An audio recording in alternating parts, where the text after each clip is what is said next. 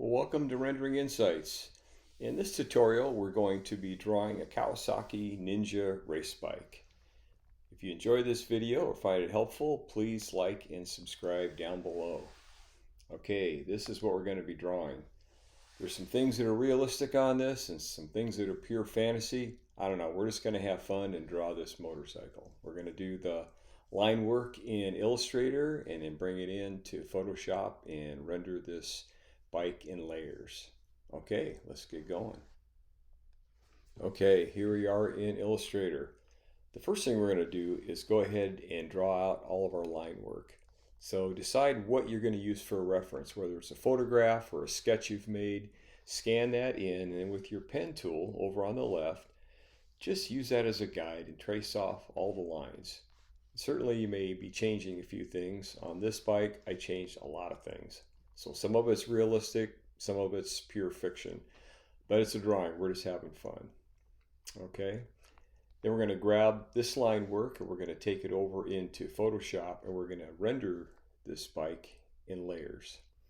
Okay, let's go to Photoshop.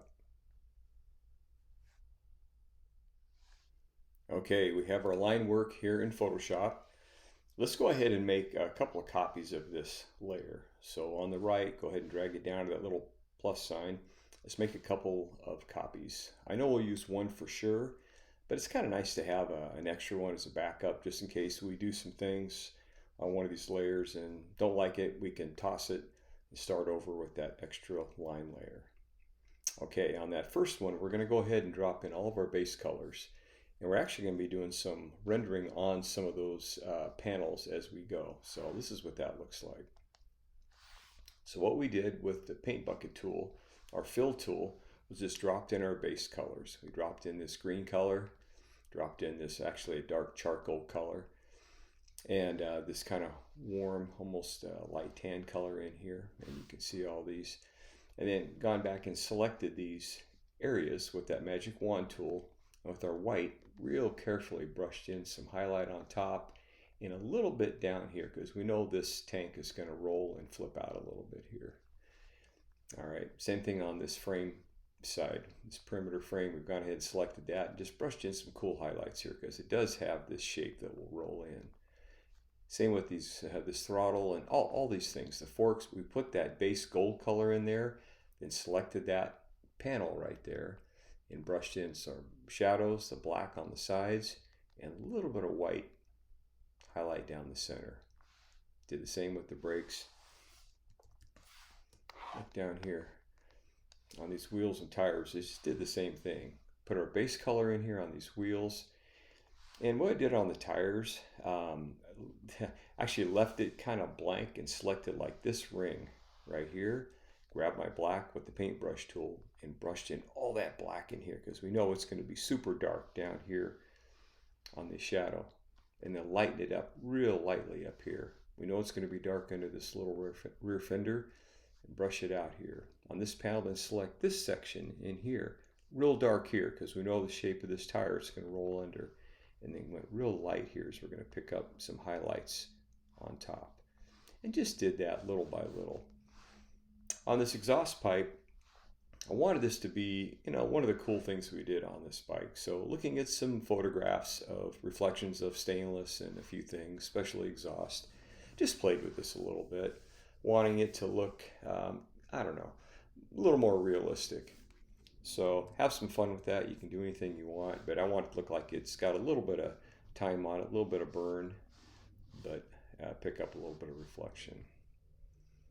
Okay. Little by little, we're going to throw some logos and some graphics on this thing. So I have these in kind of groups I put together for sake of this tutorial. So all the graphics, all the logos we're going to put on this lower fairing I've put on one layer. And that's those down there. Again, some of it's realistic, some of it's not. I don't care. I'm just having fun. All right. Next, we're going to go up here on this front fender, which we have not colored yet, but we'll get to that in a minute. Let's drop in that little logo up there. Now our tire logos, I put those on one layer, these Bridgestone logos. I was able to find some stuff, copied, took my paintbrush tool, got in real tight, and just made these happen. That was good enough for what our purpose is here. So dropped them in here, erased what I don't have, filled in what we needed. So anyway, but it looks pretty good at a glance. It kind of looks like it ought to be there. Let's put his race numbers on here. Okay. One of the cool things that you can do on these panels, like this front fairing in here and this tail, it's neat. I mean, you select this panel, get in here with your white, and real lightly figure out where these highlights are going to be. And by doing that, you're dictating really the shape of this body work. We could have made this roll down toward this seat pan, but I think it should jet up like that. So we put a little highlight on here and just have some fun. Same with on this windscreen. Selected that and basically put a little bit of shadow. Actually brushed in some white in here so it'll look a little acrylic or Lexan or something when we have a background in here, and just a little bit of blue, really small. Okay, we got a bunch of logos in here. Let's go ahead and throw those in on one layer. All right. Next, we have our mid fairing and tank, all that stuff. Let's get that in there. Okay, it's kind of fun just to build these. You make some, you grab some, you modify them, you do whatever you need to do to make this work. Photoshop is a great tool to manipulate and to create, so it's a lot of fun. The rider logos in here, the rider's name and his personal logo down here. Let's throw that on that upper fender, upper fairing rather, and a little bit of ID up here